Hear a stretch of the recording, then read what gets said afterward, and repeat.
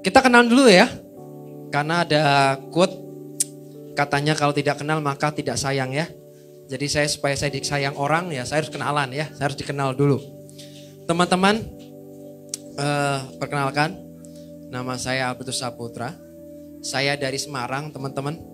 Ya, dari Semarang dan saya bergereja lokal di JKI Mawar Sharon Semarang. Ya, JKI Mawar Sharon ya teman-teman ya. Orang sering keliru di situ, di depannya, ya. Nah, kemudian di sana saya dipercaya menjadi bagian dari pastoralnya, menjadi community NX dan pastor di sana, dan juga dipercaya juga menjadi salah satu, kalau teman-teman pernah mendengar Unlimited Fire Conference, saya merupakan bagian dari tim leadersnya. Jadi senang bisa berjumpa dengan teman-teman semua. Dan nanti juga 28 Oktober teman dari Unlimited Fire juga akan melayani ya di conference di Jakarta ya di Sunter kalau nggak salah.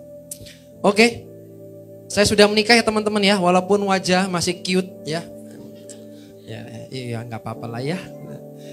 Walaupun wajahnya kayaknya masih umur 17-an, saya sudah menikah ya. Saya tidak datang dengan sendirian, saya datang bersama dengan istri saya datang bersama dengan anak saya ya. Anak saya sudah berarti dia nanti 30 September umur 9. Jadi bisa ngitung lah ya kira-kira umur berapa. Tapi dah gak usah dihitung ya. Oke, hari ini saya diberikan kepercayaan untuk membagikan tema Reborn and Grow Up. Ya, lahir baru dan bertumbuh. Saya ingin mengawali gini sih. Kalau kita bicara soal reborn, lahir baru, sulit sekali untuk dipisahkan dari, kita akan bicara sesuatu yang basic, yaitu kita akan bicara soal anugerah keselamatan. Jadi sulit bagi saya untuk berbicara reborn, tapi tanpa menyentuh yang namanya anugerah keselamatan, kayaknya sulit sekali. Ya. Dan teman-teman percaya nggak, banyak orang Kristen hidup tapi dengan cara yang keliru. Contoh, saya kasih contoh yang singkat dulu ya sebelum kita masuk dalam materi. Teman-teman tahu nggak, banyak orang berbuat baik supaya apa? Supaya masuk surga. Apakah benar gitu loh? Ya, kita berbuat baik supaya masuk surga. Apakah benar ya konsepnya seperti itu ya? Nah, kita nanti belajar sama-sama teman-teman. Saya ingin buka dulu di Yesaya pasal 59 ayat 1 sampai 2 ya. Yesaya pasal 59 ayat 1 sampai 2 berkata begini.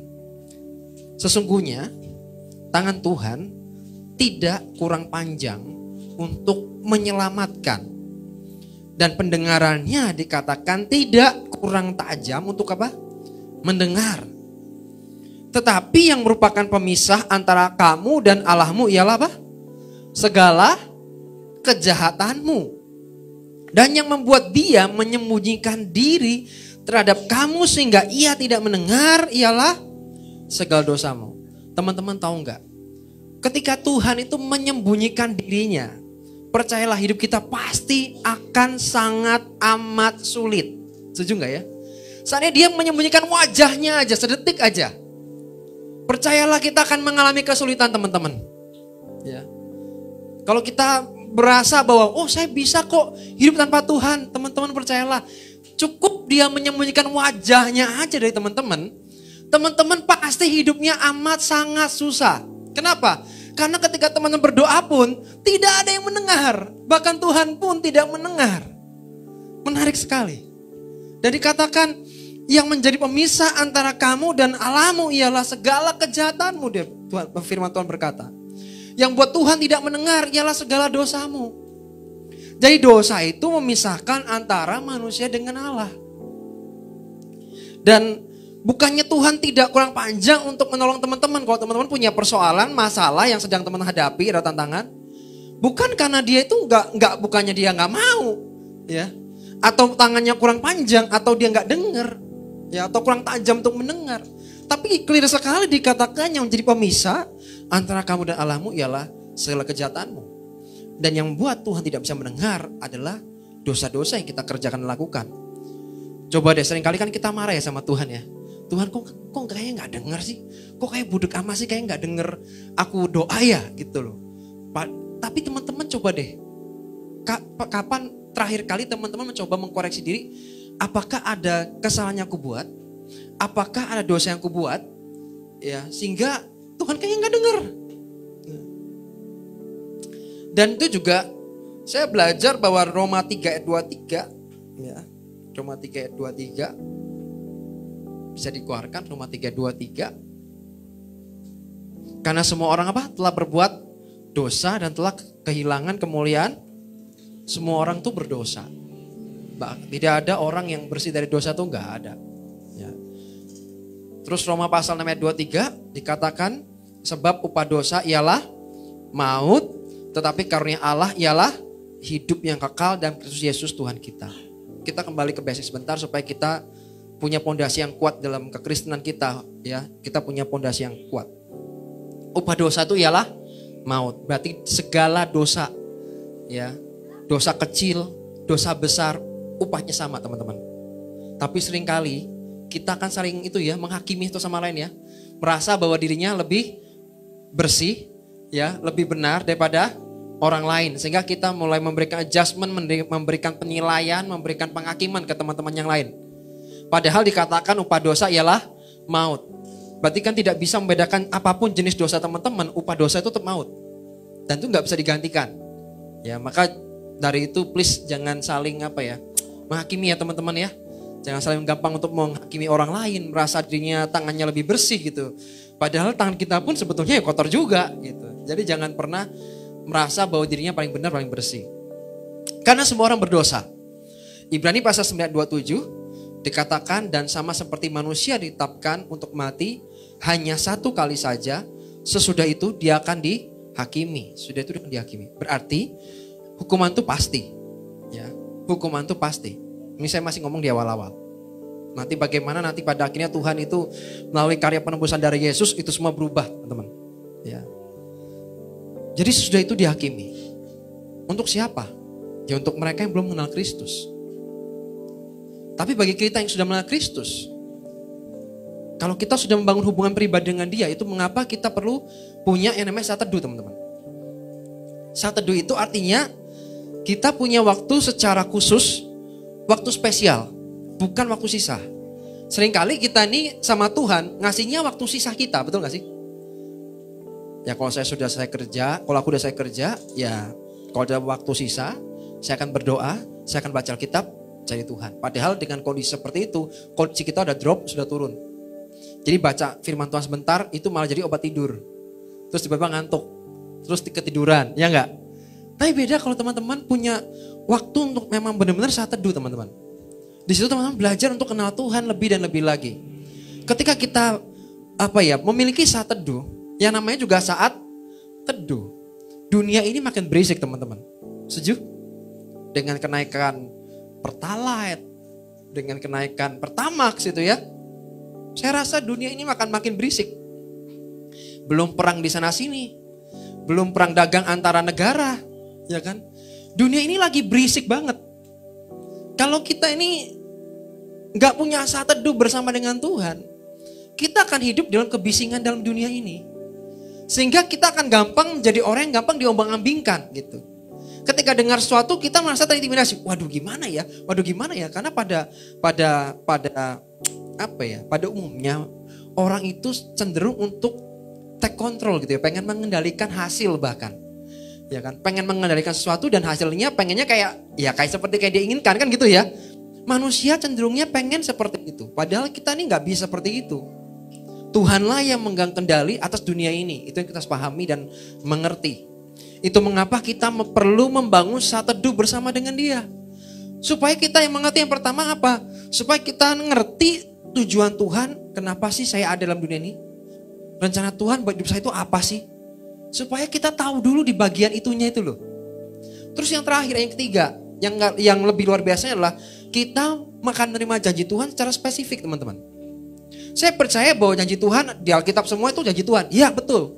Tapi ada waktu di mana Tuhan memberikan janjinya secara spesifik, secara khusus, dan itu yang saya sebut rema, teman-teman. Rema itu yang bagaimana sih? Teman-teman lagi baca firman, tiba-tiba seperti ayatnya lompat. Pernah ngalamin itu? Tiba-tiba ayatnya, wah ini dapat banget nih, gitu loh. Wah hatinya tuh rasanya beda banget rasanya. Itu rema. Ya. Dan ini akan didapatkan ketika teman-teman bukan memberikan waktu sisa teman-teman.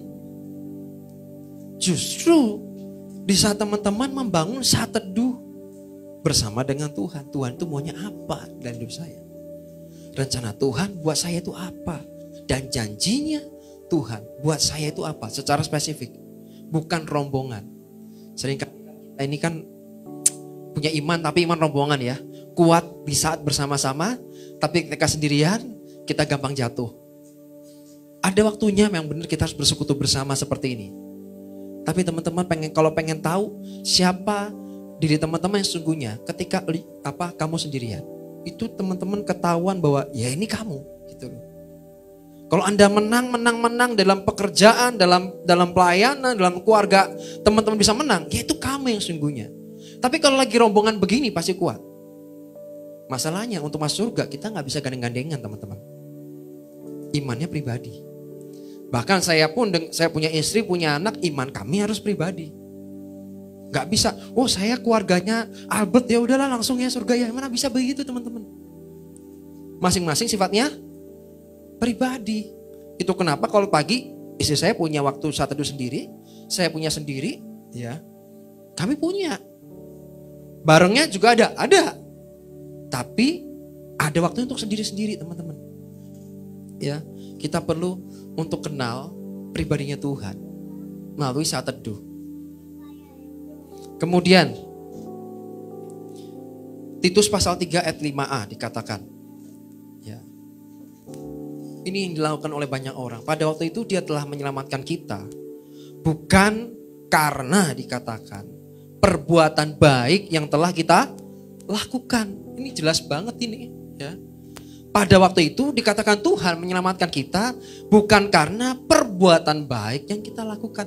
Teman-teman, kalau kita berbuat baik sama orang, bukan karena kita baik, tetapi karena Tuhan yang baik itu sudah tinggal dalam hidup kita teman-teman. Setuju kan nih? Karena dia tinggal di dalammu dan dia hidup bersamamu, harusnya apa yang dalam ini terpancar keluar, setuju? Jadi apa yang kita lakukan itu merupakan pancaran yang dari dalam. Cerminan kita, setuju gak nih? Setuju gak teman-teman? Ya. Jadi apapun yang kita lakukan, itu sebenarnya pancaran apa yang ada di dalammu. Kalau teman-teman punya hubungan baik dengan Tuhan, teman-teman bergaul karib dengan dia, otomatis pancarannya juga akan berbeda. Perbuatan baik itu bukan sesuatu yang diusahakan teman-teman. Tapi kayak orang serba otomatis. Contoh, teman-teman yang lagi jatuh cinta, ada yang di sini lagi jatuh cinta? Waduh. Nembak. Ya. Teman-teman perhatiin deh, orang-orang yang lagi jatuh cinta, perlu dipaksa senyum gak? Senyum dong gitu. Gak perlu kan? Kenapa? Nah, kok senyum sendiri? Lah kenapa? Lagi bahagia. Iya betul kan? Artinya karena yang di dalam ini lagi bahagia, maka terpancar kan? Ih lagi makan kok senyum-senyum sendiri. Iya gitu kan? Lagi mandi senyum sendiri. Iya. Iya kan? Baca WA nyengir-nyengir sendiri. Iya lah gitu. Iya kan? Aku banget gitu ya. Nah, berarti kan teman setuju ya bahwa yang di dalam ini kan memancar keluar, setuju ya? Sama tuh, ya, sama. Harusnya kalau kita berbuat baik itu bukan sesuatu yang kita usahakan, bukan. Itu seperti kayak otomatis gitu loh. Otomatis, semua serba otomatis. Saya berbuat baik kenapa? Ya karena memang Tuhan baik sama saya. Itu mengapa saya juga otomatis baik juga sama orang. Kok kamu disakiti kok bisa mengampuni ya? Ya karena Tuhan saya mengampuni dosa saya. Itu mengapa saya juga mengampuni dosa orang lain. Kan gitu kan? Kalau kamu nih kenal Tuhan sebagai apa? Kalau Tuhan tuh gini, Tuhan sama saya itu ya sabarnya minta ampun. Makanya saya juga belajar untuk sabar juga gitu loh. Dari orang yang sumbu pendek, teman-teman. Saya ini orang sumbu pendek tadinya. Bener-bener pendek. Gampang meledaknya. Itu saya dulu parah banget. Tapi ketika saya mengenal pribadi dengan Tuhan, saya tahu dia siapa. Dengan saya sabarnya kayak apa. Itu membuat saya mau gak mau. Ya karena Tuhan saya sabar, dia panjang sabar. Sumbu saya gak boleh pendek teman-teman. sumbu saya harus dipanjangin.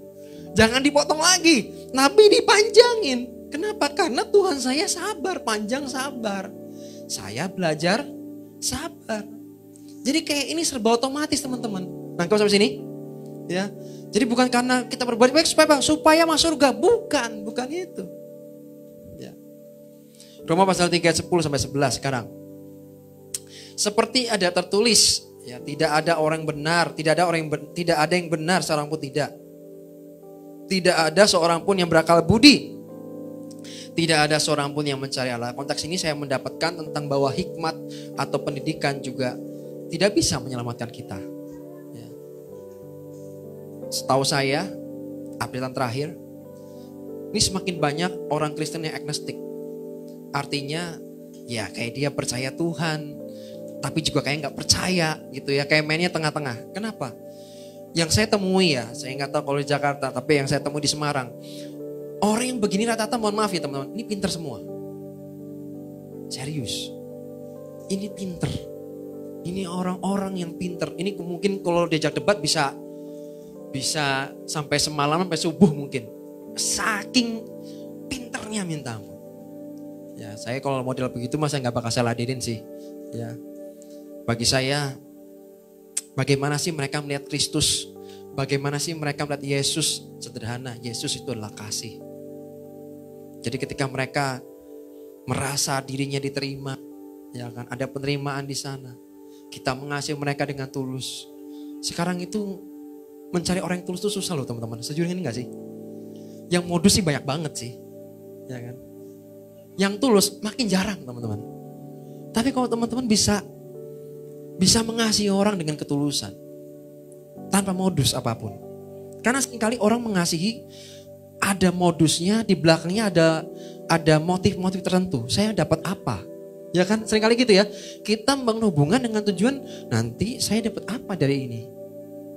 Padahal tidak selalu teman-teman harus seperti itu. Contoh, kalau mau nolong orang ya tolong aja. Kenapa harus pakai modus di belakang? Gak perlu dong. Tolong ya tolong aja. Kalau beri ya beri aja. Udah gitu doang. Itu ketulusan. Dan sampai hari ini makin jarang kita dapatkan. Ya, jadi hikmat pendidikan juga tidak bisa menyelamatkan. Berikutnya, Yesaya pasal 64 ayat 6. Yang A berkata, demikianlah kami sekalian seperti seorang najis dan segala kesalahan kami seperti kain kotor. Kain kotor di sini yang dimaksudkan adalah mohon maaf yang wanita ya. Karena zaman dulu tidak ada pembalut teman-teman. Jadi mereka menggunakan kain.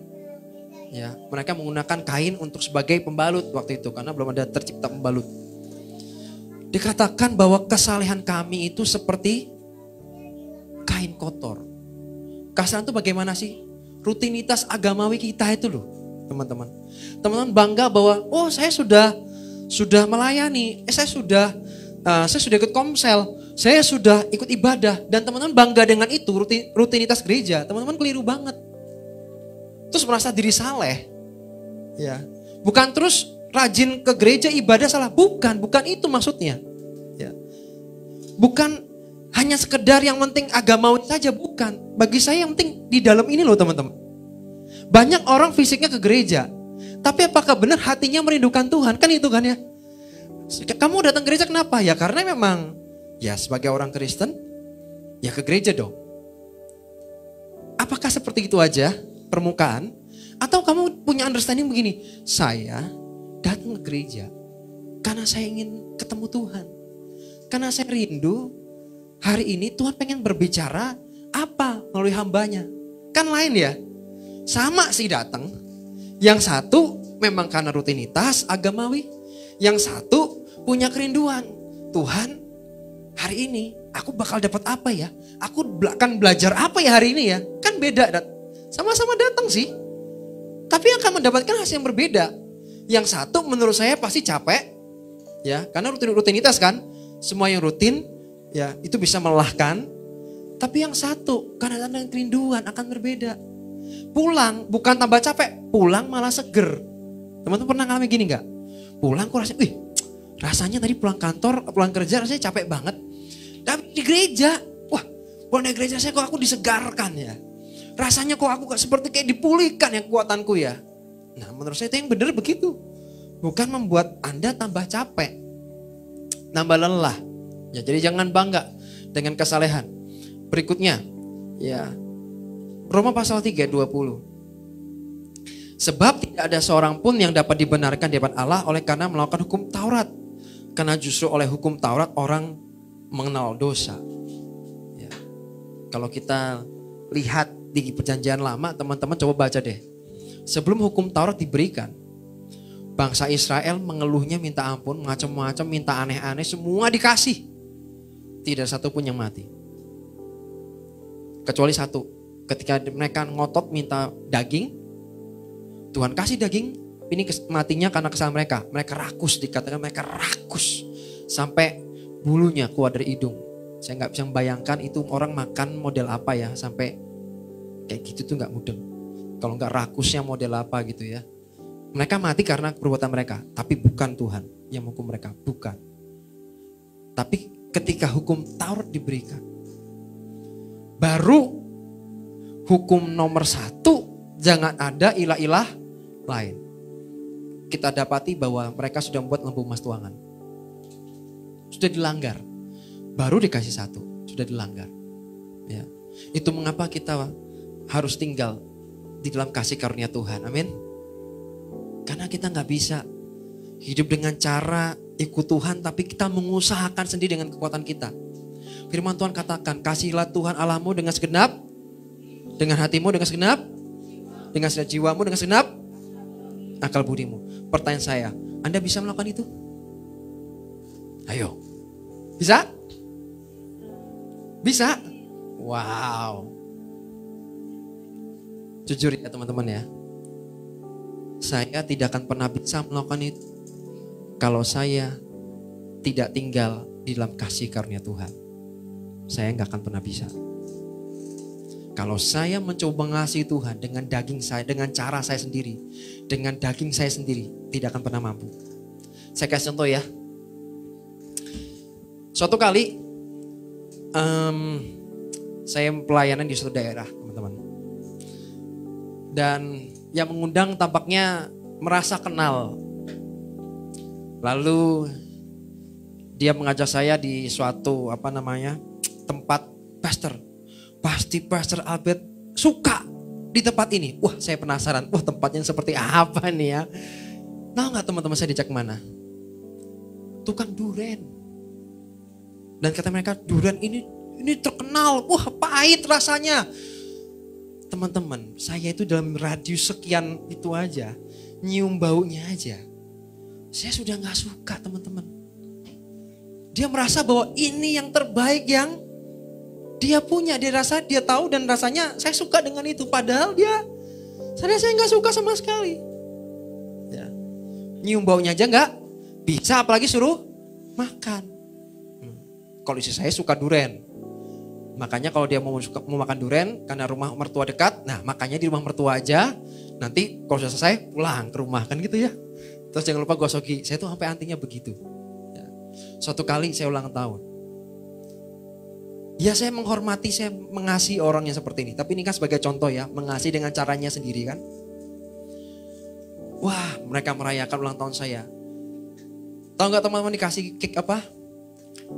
Cake keju. Begitu saya lihat saya lemes. Waduh, kejunya tebal sekali. Ya, wah yang dikit aja saya nggak mau, apalagi tebalnya minta ampun. Dia terus cerita, wah ini ya bolunya nih dari bener-bener pakai cheese. Ini krimnya cheese, ini di luarnya juga lapis.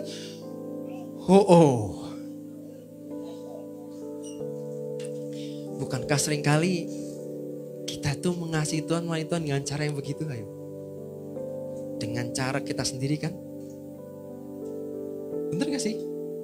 Coba seandainya dia kasih cake coklat. Wah, gak usah lama-lama sini.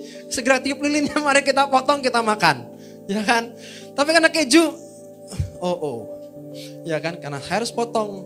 Dan mau gak mau, supaya saya menghormati yang beli, saya harus makan.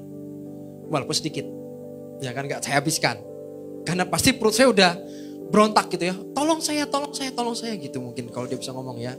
Nah, jadi bukankah kita seperti itu teman-teman? kita mengasihi Tuhan. Tapi dengan cara kita sendiri. Kita enggak. Karena kita enggak punya hubungan dengan dia. Coba orang-orang ini membangun hubungan dengan saya. Otomatis dia ngerti kan apa yang saya suka dan apa yang saya enggak suka. Setuju dengan ini? Demikian kita juga dengan Tuhan. Kita bisa ngerti apa yang Tuhan suka, apa yang Tuhan enggak suka. Kalau kita membangun hubungan dengan Tuhan. Jadi kalau ngasihnya tuh bener gitu loh. Kalau berinya tuh bener, enggak salah. Nangkep sampai sini teman-teman? Itu mengapa kita harus tinggal dalam kasih karunia Tuhan. Ya. Jadi saya belajar. Ayo bergantunglah dengan Tuhan. Ya. Hidup bergantung dengan Roh Kudus. Jangan hidup dengan caramu sendiri. Supaya kita mengalami yang namanya pertumbuhan. Siapa yang rindu untuk bertumbuh di tempat ini? Anda ingin bertumbuh? Kalau Anda ingin bertumbuh, mau gak mau ya harus membangun hubungan pribadi dengan Tuhan. Ya. Dan apa sih yang kita perlukan gitu ya? Kita perlukan untuk bertumbuh. Yang pertama sih firman Tuhan pastinya. Kita butuh firman Tuhan untuk bertumbuh. Klise sepertinya. Klise tapi gak banyak juga yang ngelakuin masalahnya. Ini kan semua basic semua ya. Ini mah basic. Semua juga aku sudah pernah denger yang ini. Iya, kamu mungkin pernah denger. Masalahnya kamu lakuin gak? Kan gitu kan? Ini semua pondasi teman-teman. Kayak firman Tuhan. Kenapa harus dibaca? Ya kalau nggak baca firman Tuhan, terus teman-teman harus kenal Tuhan dari mana? Kan gitu kan? Saya menunggu Tuhan bicara secara pribadi dengan saya di telinga saya. Iya kalau benar. Kalau salah gimana? Bagaimana cara membedakan ini suara Tuhan atau bukan? Kalau bukan dari firman Tuhan. Setuju dengan ini? Karena Tuhan tidak pernah bicara keluar dari koridor firman Tuhan. Asalnya dari firman Tuhan. Mau gak mau teman harus baca. Terus yang kedua, berdoa pastinya. Ini kan klise semua ini. Ya kan? Wah umum banget sih berdoa. Jadi dilakuin gak kan gitu kan? Berdoa. Untuk bertumbuh perlu berdoa. Ya kan? Terus yang berikutnya, kita perlu inner circle yang baik. Inner circle yang sehat. Punya komunitas yang sehat. Bukan sekedar komunitas yang baik. Baik itu belum tentu sehat. Setuju? Tapi sehat pasti baik. Yang sehat itu seperti apa sih? Yang pastinya adalah bukannya mengeringkan. Pernah nggak teman-teman punya teman bukannya memberikan kekuatan, membuat nilai hidupmu bertambah, ya. Ketemu dia bukan tambah seger, ketemu dia malah tambah kering. Pernah ngalamin gini? Ya. Makanya make sure bahwa teman-teman punya komunitas yang sehat, teman-teman. Itu mengapa perlu tergabung di Komsel, ya kan? Perlu bergabung di di komunitas. Tujuannya supaya teman-teman gak kering. Di situ teman-teman akan dikuatkan. Saya lagi punya banyak masalah, bagus, datanglah ke situ. Ya. Dengerin tuh orang-orang teman-teman yang lain cerita, bersaksi, sharing. Kadang seringkali jawaban persoalanmu, jawaban pergumulanmu seringkali kita dapatkan dari teman-teman yang lain. Benar gak sih? Waktu mereka cerita, tiba-tiba, loh kok sama ya kayak aku ya? Aku juga lagi ngalamin yang sama kayak dia loh. Dia ngelewatinnya seperti itu. Oh dia ngelewatinnya seperti itu. Itu mengapa kita perlu untuk punya komunitas yang sehat. Tidak sekedar baik. Baik itu relatif. Baik menurut kamu belum tentu baik menurut saya. Kan gitu kan? Berarti kan ini ukuran cara pandang kan? Baik, tapi kalau kita bicara soal sehat, kalau sehat itu udah standarnya udah jelas teman-teman. Akan buat kamu makin kenal Tuhan lebih dong, iya gak sih? Bukan membuat kamu jauh dari Tuhan, tapi membuat kamu semakin dekat dengan Tuhan.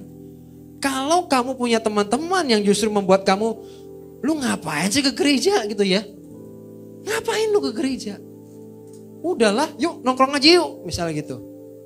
Itu udah jelas teman-teman. Teman-teman perlu mempertimbangkan untuk punya teman model seperti ini. Tetap bertemanlah dengan dia. Cuman untuk jadi benar-benar yang lingkar dalammu, ini kamu perlu pertimbangkan. Dalam membangun hubungan dengan orang. Saya tuh punya beberapa konsep teman-teman. Yang pertama, kalau saya nggak kenal orangnya, saya akan seperti kayak rumah ya.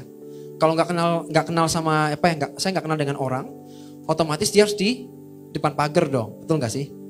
Karena saya gak kenal dia. Mungkin saya akan tahu dia, saya akan taruh dia di teras. Saya lumayan kenal, saya taruh di ruang tamu. Saya kenal baik, benar-benar kenal, saya taruh di ruang keluarga. Jadi seperti kayak as a family. Jadi kita tuh kadang, anak muda kamu kurang pinter untuk memilah-milah yang seharusnya didekati malah dijauhkan, ya kan? Yang harusnya posisinya jauh harus malah kamu dekatkan, ya nggak sih? Malah salah pilih teman. Padahal pergaulan yang buruk merusak kebiasaan yang baik. Teman-teman yang bertumbuh, amin. Pasti bermula dari komunitas. Saya pun selain saya bangun hubungan pribadi dengan Tuhan secara personal, yang kedua, saya punya komunitas yang membuat saya sampai titik seperti ini. Saya ingat dulu waktu saya bertobat, jadi kami itu sering kumpul bareng, ya, karena lagi on fire kan. Sering kami tiap hari ngumpul gitu, ngobrol sampai malam. Bukan gibah ya teman-teman ya, bukan gibahin orang, bukan. Tapi kami benar-benar yang sharing gitu. Kamu dapat apa hari ini? Kamu belajar apa hari ini? Kami sharing-sharing berbagi. Ternyata itu yang membentuk saya sampai sekarang ini teman-teman. Sampai hari ini saya juga punya teman-teman yang luar biasa. Saya punya inner circle yang baik. Itu yang menjaga saya sampai sekarang. Ya, punya komunitas yang sehat. Yang buat saya terus bertumbuh. Jadi teman-teman yang pengen bertumbuh, ayo miliki komunitas yang sehat. Amin. Oke, yang terakhir ya. Yang terakhir. Saya punya pertanyaan sih teman-teman. Kapan terakhir kali mungkin teman-teman merasakan bahwa pengen mengalami kasih mula-mula gitu ya. Dulu waktu pertama kali kenal Tuhan, bisa mengalami sesuatu yang sampai merindukan gitu ya. Kapan hari Sabtu lagi gitu. Kapan hari Minggu lagi. Jadi hari Sabtu dan hari Minggu adalah sesuatu yang dinantikan. Kapan ya kalau bisa lagi. Saya punya pertanyaan seperti itu sih. Kapan teman-teman terakhir kali teman-teman merasa bahwa Tuhan berbicara pada teman-teman. Entah melalui peristiwa. Entah melalui pembacaan firman Tuhan. Ya. Kapan terakhir kali teman-teman mengalami seperti itu? Jadi kalau teman-teman merasa, kok aku udah lama banget ya gak ngalami seperti itu. Ya saya rindu teman-teman ngalami lagi teman-teman. Amin. Jangan cuman ikut Tuhan setengah-setengah, Anda rugi. Ikut Tuhan itu dengan segenap hati, dengan sepenuh hati, dengan kebutuhan hati. Kamu setengah-setengah tidak akan mendapatkan apa-apa. Orang yang mendua itu tidak akan mendapatkan apa-apa. Jangan mendua hati. Mari ikut Tuhan dengan sepenuh hati. Jangan suam-suam kuku. Tidak panas, tidak dingin. Panas yang enggak, dingin ya enggak. Firman Tuhan katakan kamu akan dimuntahkan. Tapi saya rindu teman-teman sore ini. Teman-teman panas lagi dengan Tuhan. Amin. Yuk kita doa yuk. Terima kasih Tuhan Yesus.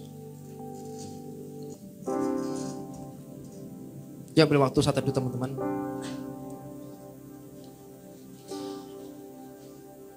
Karena saya rindu sekali teman-teman sore ini mengalami sesuatu dengan Tuhan.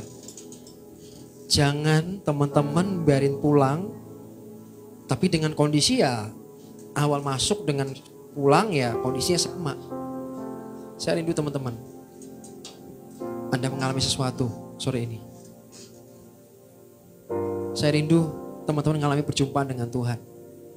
Kapan sih teman-teman terakhir kali punya kerinduan? Jangan-jangan sudah gak baca Alkitab lagi. Jangan-jangan mesbah doamu kamu tinggalkan. Nobody knows sih, emang gak ada yang tahu sih. Tapi kamu tahu bahwa kamu sedang jauh dari Tuhan. Tapi saya punya hari ini, teman-teman yuk balik yuk ke Tuhan yuk. Yuk balik ke Tuhan yuk. Balik ke Tuhan. Saya bisa merasakan ada Tuhan tempat ini. Terima kasih Tuhan, terima kasih Tuhan. Ambil waktu, ambil waktu. Ambil waktu. Terima kasih Tuhan.